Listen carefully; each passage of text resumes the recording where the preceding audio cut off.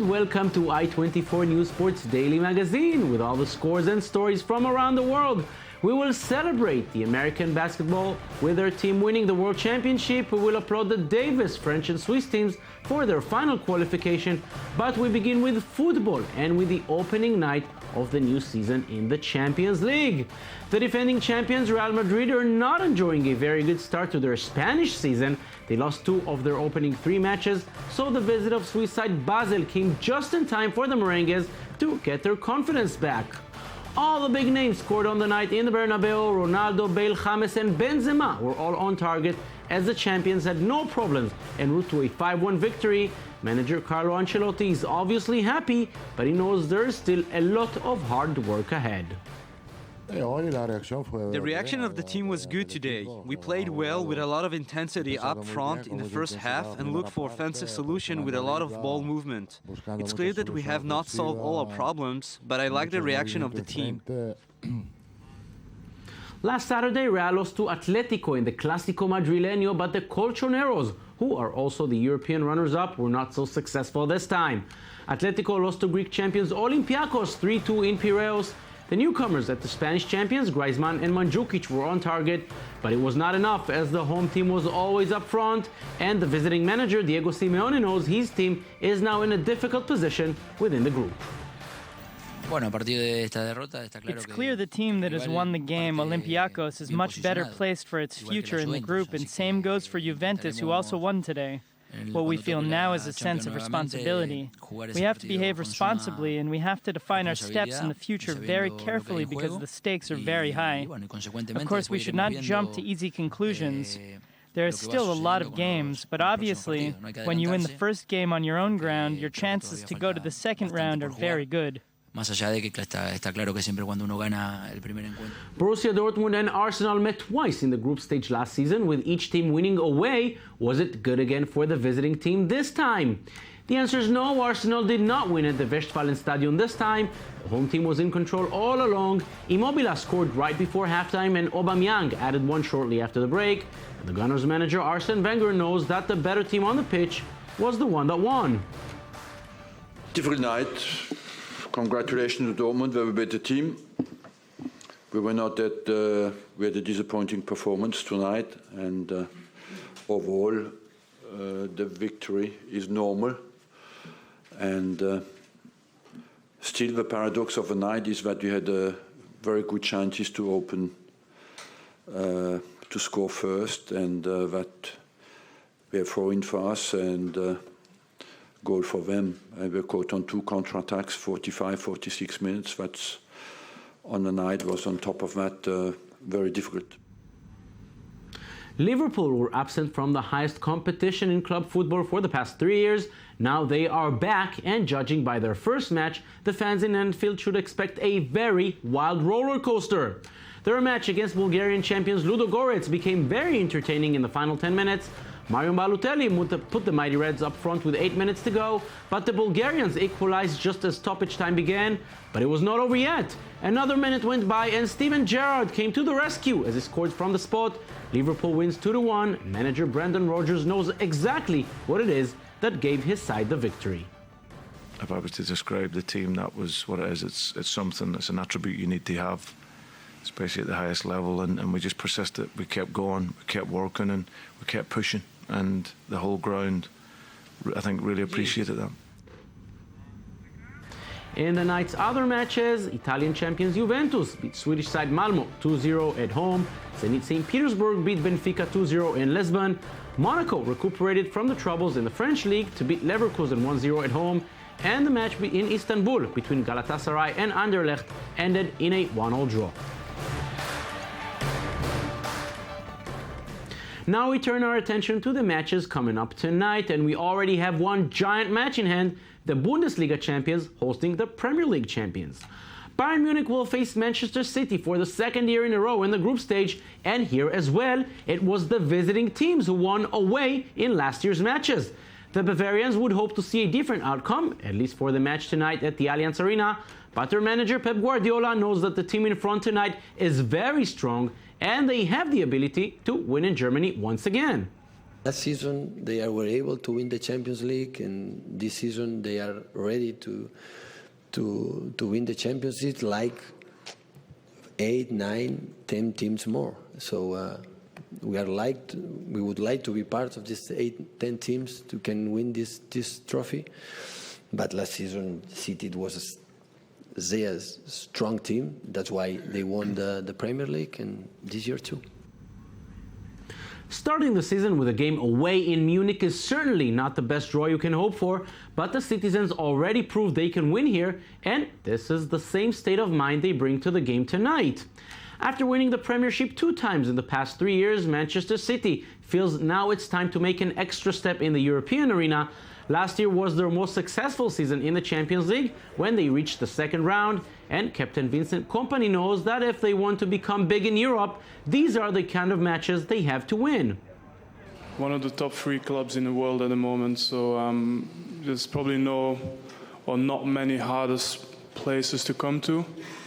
But at the same time, I think it's time for us to start making those games close and eventually, make up the gap between us and maybe those top 3 clubs. Another interesting match will take place at the Amsterdam Arena, where Dutch champions Ajax will host French champions Paris Saint-Germain. The French were knocked out of the Champions League in the quarterfinal the past 2 seasons, both times on away goals, and they feel they can go at least one step higher this time. The team they face tonight has not been very impressive in Europe recently. Ajax won their last European trophy almost 20 years ago, but this is still one of the biggest names in Europe, thanks to their outstanding tradition, and the visiting manager Laurent Blanc still remembers their good times. Pour moi, c'est un club mythique, hein. To me, it's a legendary club. I've grown up with this team with such amazing football. Great players and great coaches have been in this club. Their record confirms that Ajax has been and still is a great team in Europe. In some other matches tonight, Roma will host CSKA Moscow. Barcelona is expected to have an easy night when they face Apoel Nicosia. Chelsea will host Schalke in Stamford Bridge, and Athletic Bilbao will play at home against Ukrainian side Shakhtar Donetsk.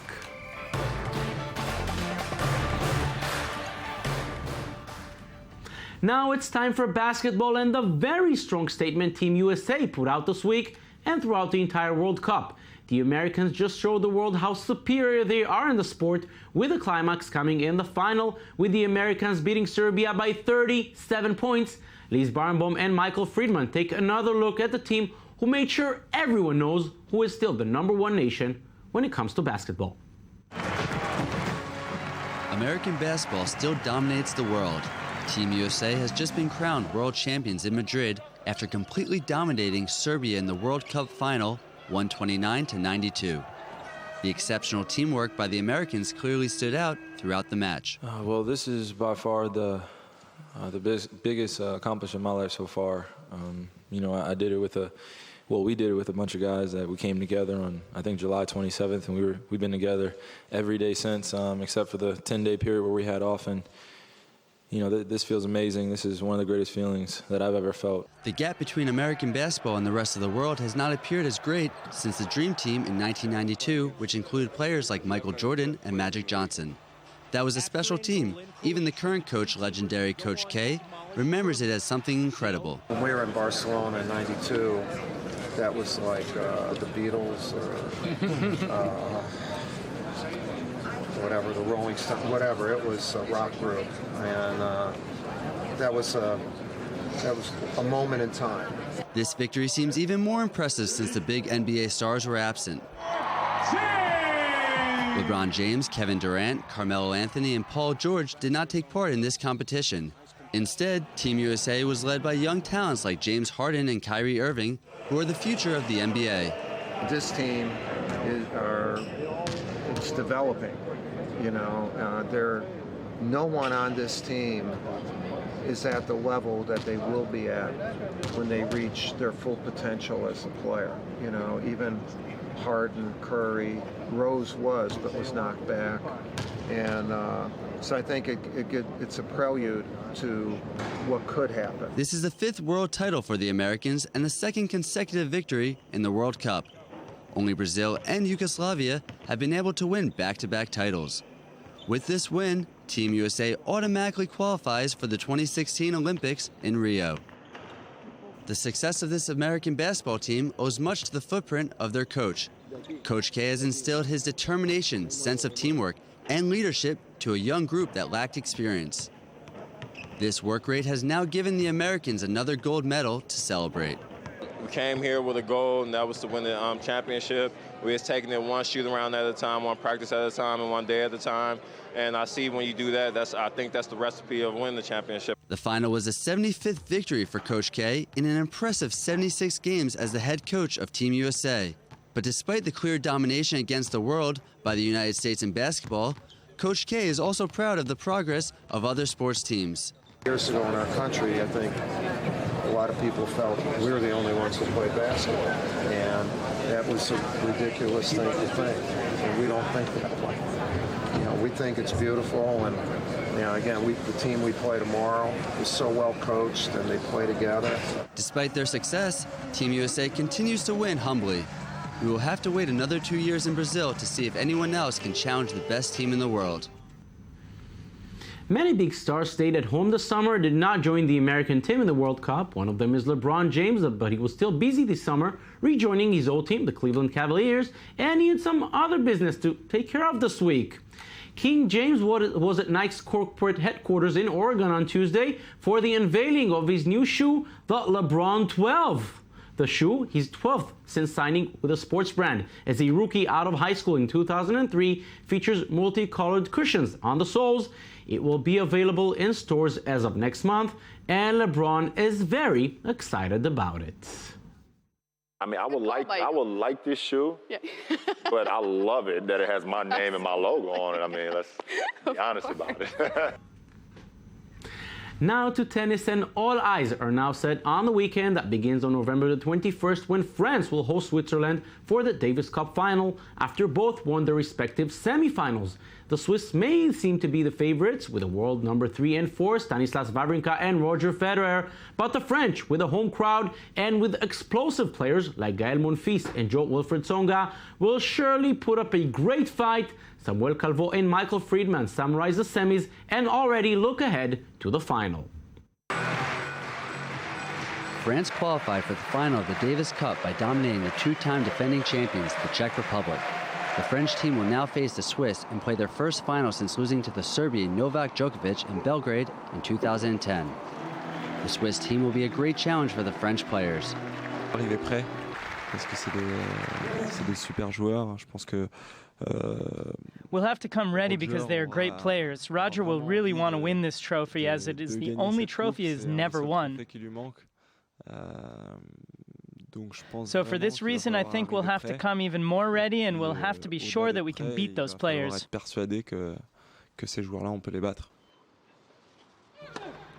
After winning in style, the French Richard Gasquet and Jo-Wilfried Tsonga beat the pair Stepanek and Berdych in 4 sets, 6-7, 6-4, 7-6, 6-1, in an atmosphere with high emotions. It was in front of nearly 15,000 spectators that the Czech players were not performing to their full potential. Stepanek did not play in the singles and tried to step up in doubles, while Berdych was not playing his best tennis either. He began to suffer in his back in the second set, and the Czech veteran would not be able to overcome the strength of the French players. Beginning of second set, during my service game, I started to feel some pain in my lower back. Didn't pay much attention to it, but with the time spending on the court, it was getting worse and worse. And basically, in the end of the second set, I was very limited to move. After this feat, the French were rather relaxed as they addressed their preparations to the finals. With all he has won already, he can leave us the Davis Cup. He has enough trophies. 17 Grand Slams is enough. If he wins the Davis Cup, I don't think many people will care. He's won so many times that it will just be as usual. The Swiss side beat Italy on a score of 3-2. The Swiss advanced to the final after their win by Roger Federer against Fognini in straight sets, 6-2, 6-3, 7-6. This is the second singles victory for Federer, who won his first game as well as his fellow countryman, Wawrinka. Despite Italy playing superb tennis against the Swiss, the 5-set match would end after 4 hours, 7-5, 3-6, 5-7, 6-3, 6-2, with the Swiss on top. The French will now face the Swiss team, which features Roger Federer, who is rather confident. You know, I think the most classical matchups I've had in my career have come against France. I think we always lost at home and always won away. So I'm happy, I guess, the finals is away. But we've had some great ties here this year. The two Swiss players who are ranked 3rd and 4th, and the featured stars of France, which include Tsonga and Monfils, are all dreaming to make their mark in this competition. The French have not won the trophy since 2001, and for Federer, this is an opportunity to win the only major trophy missing to his name. And that's it for us today. Thank you for joining us.